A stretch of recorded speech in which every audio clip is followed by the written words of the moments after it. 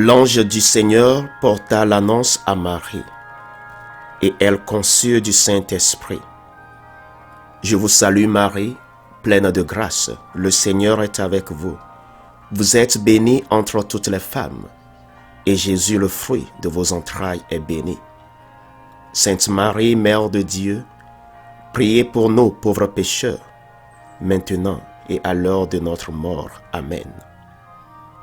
Voici la servante du Seigneur, qu'il me soit fait selon votre parole. Je vous salue Marie, pleine de grâce, le Seigneur est avec vous. Vous êtes bénie entre toutes les femmes, et Jésus, le fruit de vos entrailles, est béni. Sainte Marie, Mère de Dieu, priez pour nous pauvres pécheurs, maintenant et à l'heure de notre mort. Amen. Et le Verbe s'est fait chair, et il a habité parmi nous. Je vous salue Marie, pleine de grâce, le Seigneur est avec vous. Vous êtes bénie entre toutes les femmes, et Jésus, le fruit de vos entrailles, est béni. Sainte Marie, Mère de Dieu, priez pour nous pauvres pécheurs, maintenant et à l'heure de notre mort. Amen. Priez pour nous, Sainte Marie, Mère de Dieu, afin que nous devenions dignes des promesses du Christ. Prions le Seigneur. Que ta grâce, Seigneur, notre Père, se répande en nos cœurs. Par le message de l'ange, tu nous as fait connaître l'incarnation de ton Fils bien-aimé. Conduis-nous par sa passion et par sa croix jusqu'à la gloire de la résurrection. Par Jésus, le Christ, notre Seigneur. Amen.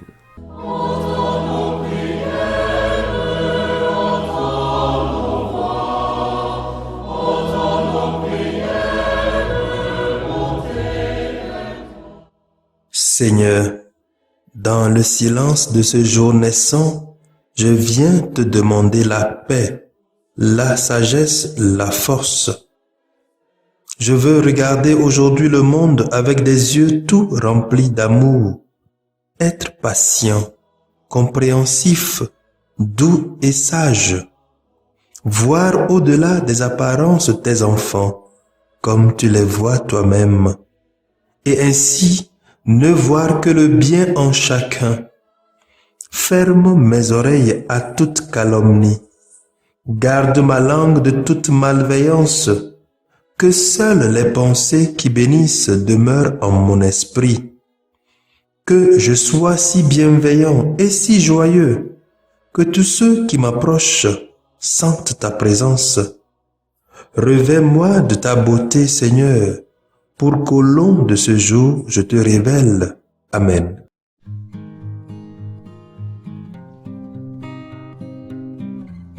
Abonnez-vous à notre chaîne YouTube et cliquez la cloche de notification pour recevoir nos prochaines vidéos. Vendredi de la 7e semaine du temps ordinaire, les textes liturgiques sont lus par Sœur Diane Audrey-Rema de l'Institut des Sœurs de Notre-Dame des Apôtres et le révérend diacre Guillaume Doucevi de la Société des Missions Africaines, commenté par le Père Emmanuel Ataï de la Société des Missions Africaines.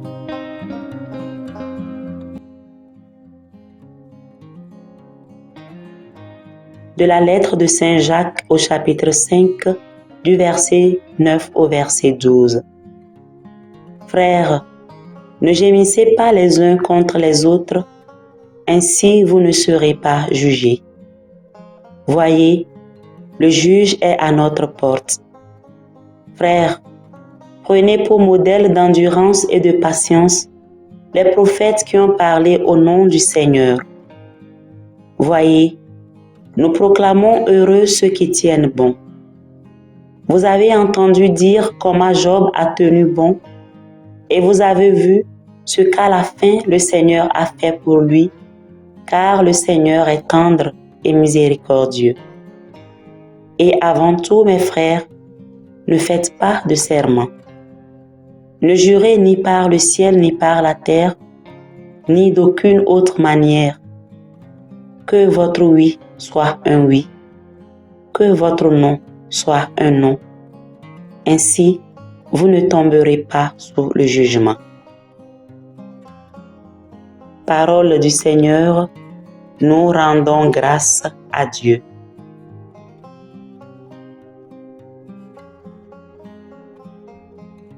Veuillez répondre après moi le répond du psaume 102. Le Seigneur est tendresse et pitié.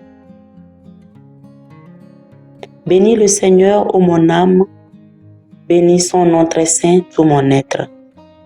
Bénis le Seigneur, ô mon âme, n'oublie aucun de ses bienfaits.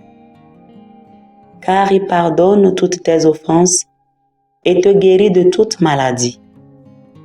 Il réclame ta vie à la tombe et te couronne d'amour et de tendresse.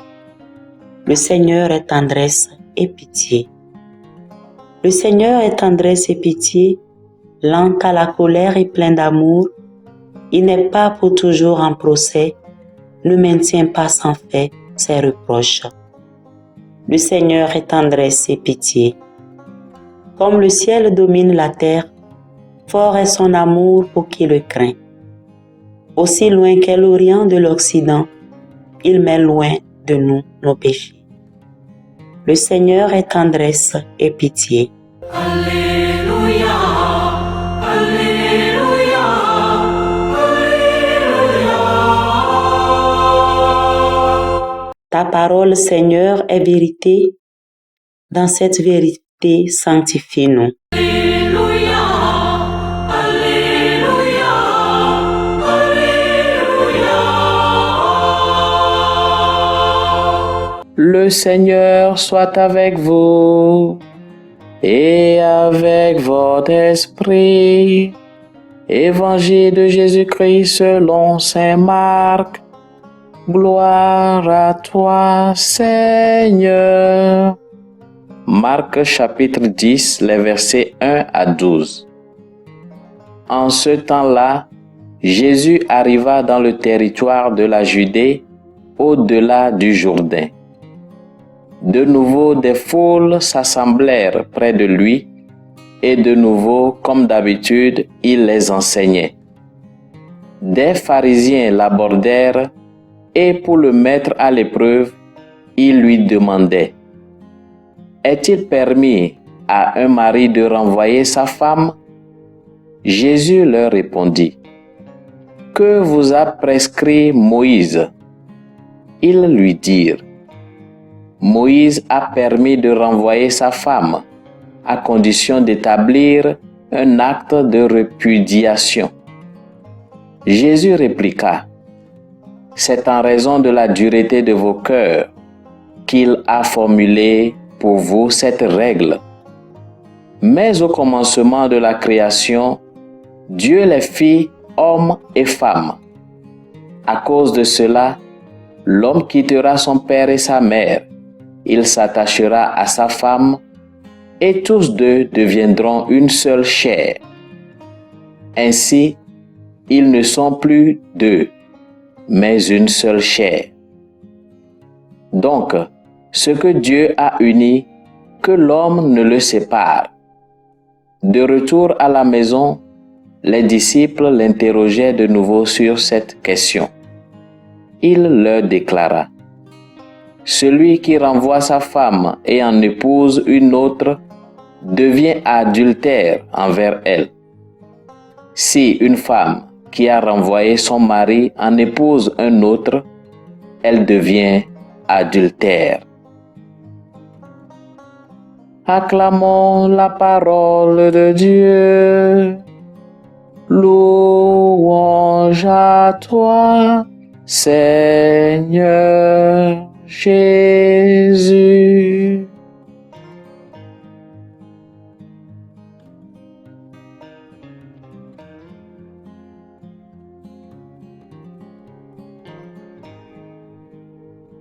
Dans les textes bibliques que la liturgie du jour nous donne en méditation, Jésus nous montre encore une fois que l'évangile et la bonne nouvelle dépassent la loi de Moïse, les lois anciennes, les lois de nos religions traditionnelles, les lois civiles en matière de l'union conjugale. Dans l'évangile, les pharisiens tentent un piège à Jésus. Et dans sa réponse, Jésus formule un enseignement sur le caractère unique et définitif du mariage qui nous paraît encore plus difficile à entendre. Et nous savons combien la plus simple raison humaine a du mal à l'accepter et à le mettre en pratique. Jésus enseigne aux pharisiens et à nous à la suite le plan de Dieu sur le mariage. D'abord, Dieu créa l'homme et la femme. À cause de cela, l'homme quittera son père et sa mère, il s'attachera à sa femme, et tous deux ne feront plus qu'un, nous dit la parole de Dieu. Ceci signifie qu'aux yeux de Dieu, le mariage ne peut exister qu'entre un homme et une femme. Puis le Christ affirme, ce que Dieu a uni, que l'homme ne le sépare pas. Jésus-Christ a élevé le mariage ainsi à un niveau totalement nouveau, celui du sacrement, nous confirme le catéchisme de l'Église catholique. Le mariage devient alors le reflet de l'amour de Dieu pour les hommes et femmes. Ainsi, le lien du mariage devient indissoluble, comme l'amour de Dieu pour nous est fidèle et éternel. Chers frères et sœurs, il peut y avoir de nombreuses raisons pour lesquelles les mariages échouent. L'infidélité, la violence, la tromperie, le manque d'amour et d'attention, la mauvaise compagnie, le mauvais conseil, le manque de respect pour la dignité de l'autre, le manque de patience. Les conseils et vertus relatés dans la première lecture, tirés de la lettre de Saint Jacques, sont en quelque sorte un outil favorable pour conserver les liens matrimoniaux aussi longtemps que la providence de Dieu le voudra. Il s'agit de se meubler de la patience, de l'endurance, dans l'épreuve pour demeurer fidèle à l'engagement solennel pris devant Dieu et les hommes dans le mariage. Job est même cité et présenté comme un bel exemple d'homme, patient à imiter. Les suggestions de sa femme, les insinuations malveillantes de ses amis n'ont pas alerté sa foi en Dieu. Les terribles épreuves que Dieu permet parfois que les conjoints vivent n'ont qu'un but, faire du bien à la fin. Et seuls les endurants peuvent l'expérimenter. Mon frère, ma sœur, c'est bien ici le défi de notre vie chrétienne. Lutter pour maintenir l'unité que Dieu a voulu par le mariage. Mon frère, ma sœur, rendons grâce aujourd'hui à Dieu pour la force qu'il donne aux hommes et femmes qui vivent fidèlement leur engagement. Rendons grâce à Dieu pour la joie des enfants qui grandissent avec des parents qui les aiment. Prions surtout pour les époux et épouses délaissés qui restent fidèles à leur engagement. Confions à Dieu ceux qui, ne restant pas fidèles à cet engagement premier, continuent quand même de chercher à vivre de la vie du Christ et de la parole de Dieu à travers les enseignements de leur vie. Que le Seigneur nous donne la force de porter cette parole avec sérénité et amour. Amen.